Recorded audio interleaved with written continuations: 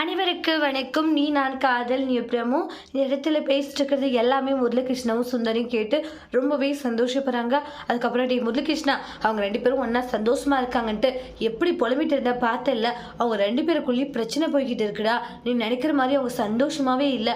பாத்தியா எவ்வளோ பெரிய பிரச்சனையில் இருக்காங்கன்ட்டு. ஆமாத்த, நானே கொஞ்சம் கூட எதிர்பார்க்கல. ஏன்னா அவங்க 2 பேரும் சண்டை போட்டுக்கிறாங்க, அவங்களுக்குள்ள பெரிய பிரச்சனை வாக்குவாதம் போய்கிட்டு இருக்குன்னு நினைச்சேன். ஆனால் இப்படி ஒரு பிரச்சனை போகுதுன்ட்டு நான் நினச்சி கூட பார்க்கலன்றாங்க. நான் தான் சொல்கிறேன்ல, அவங்களுக்கு பயங்கரமான பிரச்சனை போது வெளியே நடிக்கிறாங்கன்ட்டு. நீ தான் கேட்கலன்றாங்க. இப்போ என்ன, இனிதான் நான் சந்தோஷமாக இருக்க போகிறேன். எப்படியோ ராகவும் அபியும் சந்தோஷமாக இல்லை.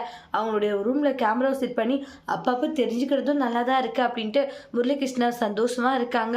அப்புறம் அபி பார்த்தீங்கன்னா ராகவ் கிட்ட, இங்கே பாருங்க, உள்ளே நம்ம சந்தோஷமாக இருக்கிற மாதிரி இல்லைனாலையும் வெளியே நம்ம சந்தோஷமாக இருக்கணும். ஏன்னா அஞ்சலி அக்காவும் என்னுடைய அக்காவும் சந்தோஷமாக இருக்கணும். அதுக்காக நம்ம என்ன வேணும்னாலும் பண்ணலாம். ஆனால் எல்லாத்துக்குமே சும்மா அக்ரிமெண்ட்டுன்ட்டு தூக்கிட்டு வந்து எங்களுக்கு முன்னாடி நிப்பாட்டினீங்க, அப்புறம் நடக்கிறதே வரேன்னு சொல்லிட்டு சண்டை போட்டு வெளியே வராங்க.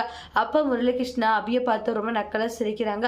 இவன் இதுக்காக லூசு மாதிரி இப்படி சிரிக்கிறான், என்னவா இருக்கும்ட்டு அபி யோசிக்கிறாங்க. அதோட இந்த ப்ரோமோவை முடிச்சிருக்காங்க. இனி வரக்கூடிய எபிசோடில் என்ன மாதிரி ஒரு டோஸ்ட் வரப்போகுதுன்ட்டு வெயிட் பண்ணி பார்க்கலாம். தேங்க்யூ.